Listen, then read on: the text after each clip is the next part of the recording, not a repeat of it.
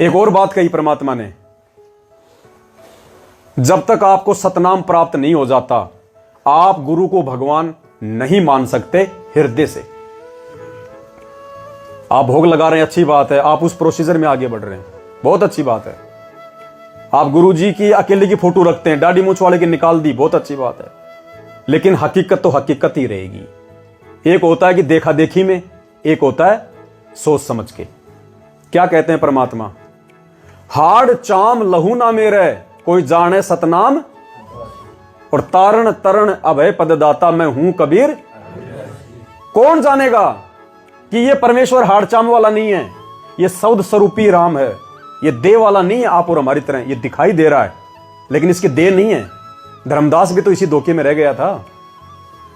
परमेश्वर ने कहा कि भाई मैं तेरी तरह देहधारी नहीं हूं, तो धर्मदास बोला भगवान मैं कैसे मानूं,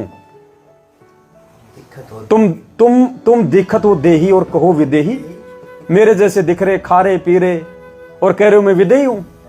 बोला यही तो तुम्हारी आंखों का धोखा है। इसलिए परमात्मा कहते हैं कि कुछ शक्ति, कुछ ध्यान, कुछ अंतर्मन में वो पावर भगत को उसी समय प्रकट होगी जब उसको सतनाम मिलेगा, श्वास श्वास का मंत्र। इसलिए परमात्मा कहते हैं हाड़ चाम लहू ना मेरे, तेरी तरह हाड़मास का नहीं हूं मैं, कोई जाने सतनाम उपासी, और तारण तरण अभय पददाता मैं हूं कबीर अविनाशी। अब 5वीं क्लास में भी ज्ञान देता है टीचर, लेकिन 12वीं क्लास में जो ज्ञान मिलता है वो 5वीं में थोड़ी मिलता है, उसको तो 12वीं में जाने के बाद ही अर्जित किया जा सकता है ना। तो ये राहुल दास भी प्रथम नाम में है, ये कजोड़ दास जी भी प्रथम नाम में है, दो चार इनके चेले चपाटी हैं वो भी इन्हीं की श्रेणी में है। तो ये भी मैनेजमेंट वालों की ही श्रेणी में है ना। वो गुरु जी को भगवान मान पा रहे, खाली दिखावे के लिए जरूरी हलवा बनाते हैं सुबह शाम। तो परमेश्वर ने क्या कहा कि किसी भी एंगल से अगर आपका अपने गुरु जी के प्रति मन में दोष आ गया तो आपकी भक्ति नहीं बनेगी। क्या कहा परमेश्वर ने, पुण्यात्मा एक एक सत्संग परमात्मा का हीरे मोतीलाल है। ठीक है, आज से पहले हम सुन रहे थे, हमारे कानों को अच्छे लग रहे थे, लेकिन हम सार को नहीं पकड़ पा रहे थे गुरु जी कहना क्या चाहते हैं इनमें।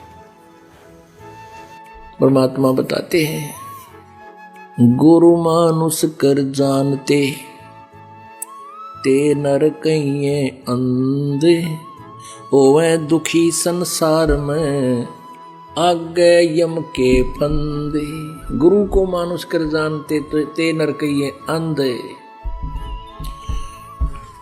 और फिर होवे दुखी संसार में, फिर काल के फंद। पुणात्मा हमने गुरु जी को परमात्मा मानना पड़ेगा।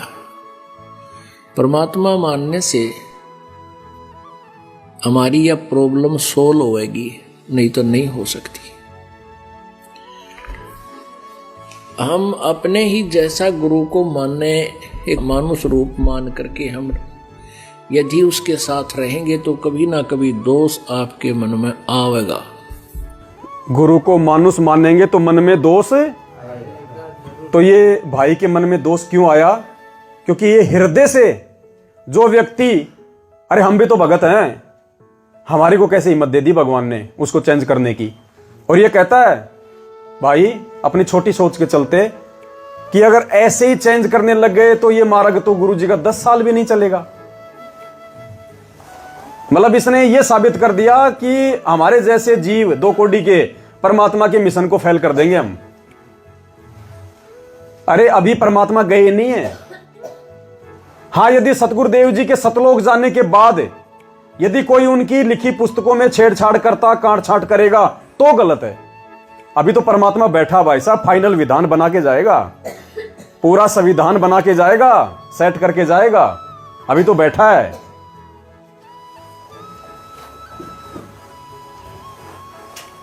वो वाणी किसने हटाई वहां से? तेरा रामपाला ज्ञान बोलते ना, सभी बोल रहे थे ना। परमात्मा ने इस कुत्ते को खड़ा किया, लिखवाया, हटवाया। है किसी को कोई ऑब्जेक्शन? शुरू में तो खूब फुदके थे लोग, वाणी चेंज कर दी, गुरुजी से बड़ा हो गया। आज वही बोल रहे हैं सब, वो सब बोल रहे हैं इस वाणी को। इस भक्ति बोध पुस्तक में हमने गरीबदास जी की फोटो हटा दी ना, दाढ़ी मूछ वाली फोटो हटा दी ना, दादा गुरु जी की फोटो हटा दी ना, कितना विरोध हुआ था। तू कौन होता हटाने वाला, तू कौन होता हटाने वाला। और उसके 6 महीने बाद में पीड़ा परचाया मैनेजमेंट की तरफ से कि गुरुजी का आदेश है सबसे पहले मेरी फोटो लगनी चाहिए भक्ति बोध में। अरे परमात्मा ने 6 महीने पहले हमारे से वो काम करवा दिया और 6 महीने बाद मैनेजमेंट वो काम कर रहा है, तो परमात्मा किसके साथ है। ऑब्जेक्शन तो उस पर भी किया था लोगों ने, लेकिन तुम्हारे भगवान का ये आदेश आ गया।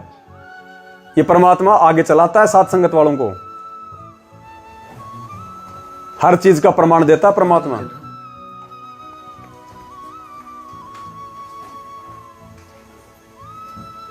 इसमें तो बहुत सारे चेंज कर रखे हैं दास ने। हम भोग लगाते हैं, पहले क्या आता था, आदरणीय कबीर, पूज्य कबीर साहिब, उन्हीं के स्वरूप आदरणीय गरीबदास जी महाराज, उन्हीं के अवतार स्वामी रामदेवानंद जी महाराज, आप जी का भोग प्रसाद तैयार है बोलते थे ना।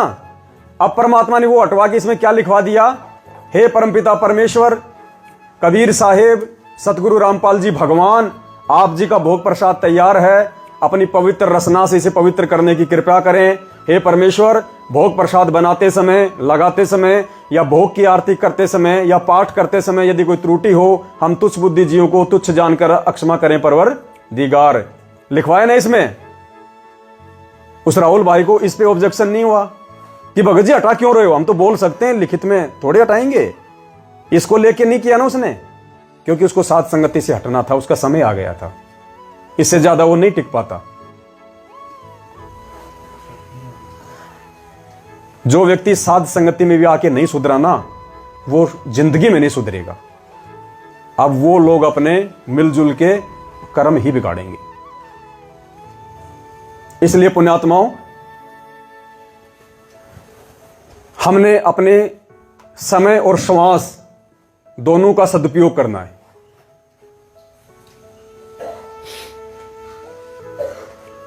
कोई कुछ भी बोले, कोई कुछ भी कहे, मेरी तरफ से किसी भी साथ संगत वाले भाई बहन के ऊपर कोई दबाव नहीं है। आप चाहे जिसकी संगति करो, आप चाहे जिसकी संगति छोड़ो, आप चाहे आंख कान नाक खोल के चलो या चाहे आप अपने आंख नाक कान को जो है वो बंद करके चलो, मेरा इसमें 1% भी नुकसान नहीं है। मेरी भक्ति मुझे सतलोक ले जाएगी। ना मैं आपसे भक्ति की भीख मांगूंगा, ना आप मुझे अपनी भक्ति देने वाले। स्वार्थ किस बात का फिर यहां पे, किस बात का स्वार्थ है।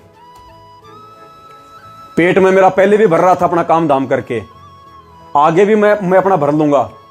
ये तो बीच में मेरी मजबूरी है कि इन सेवाओं के चलते मैं काम नहीं कर सकता, मेरी मजबूरी है।